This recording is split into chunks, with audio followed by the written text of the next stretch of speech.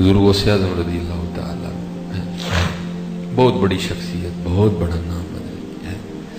وہ لکھا ہے کہ آپ کو پتہ کہ آئینہ دیکھنا سنت ہے، لیکن دیکھنا سنت ہے، دیکھتے رہنا بھی سنت نہیں ہے۔ ہم دیکھتے ہی رہتے ہیں، ہم پھنس گئے ہیں آئینے میں، لیکن دیکھو وہ کتنے باریک لوگ تھے۔ وہ لکھا ہے کہ حضور غوث اعظم رضی اللہ تعالیٰ عنہ کے پاس میں ایک آئینہ تھا، اور حضرت اکثر و بیشتر وضو فرما کے اس آئینے کو دیکھا بھی کرتے تھے، سنت جو ہے محبوب کی حضرت۔ وہ لکھا ہے کہ ایک دن خادم صفائی کر رہا تھا، اور صفائی کرتے کرتے نا اس سے وہ آئینہ ٹوٹ گیا۔ اب حضرت وہ دور تھا کہ یہ تو نہیں کہ ایک ٹوٹا تو بازار سے جا کے نیا لے آؤ، نایاب سی چیزیں تھیں، لیکن کامیاب تھیں، کیونکہ مشینوں کا دور نہیں تھا، چیزیں ہاتھوں سے بنتی تھی، اس لیے چیزیں تھیں لیکن اتنی عام نہیں تھیں۔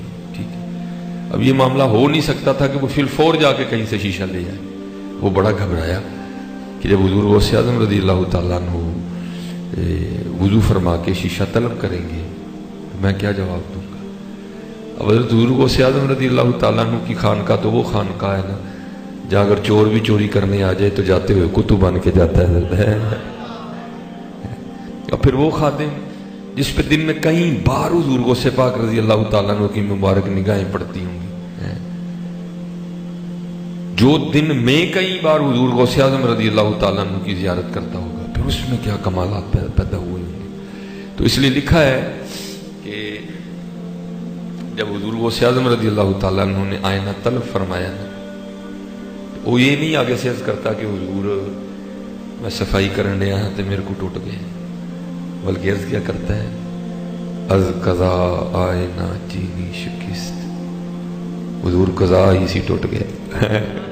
اپنا نام ہی نکال دیا جس میں، یہ فیض تھا نا حضور غوث اعظم رضی، نکاح مبارک تھی آپ کی، اس میں بھی یہ کمالات پیدا ہو۔ وہ یہ کہتا ہی نہیں کہ حضور میں نے توڑا، اور کرتا ہے از قضا آئینہ چینی شکست، حضور قضا ہی تھی ٹوٹ گیا۔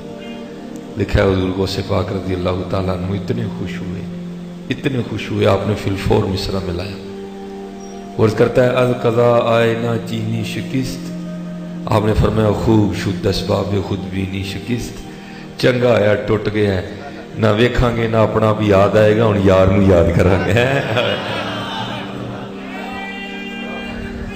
اللہ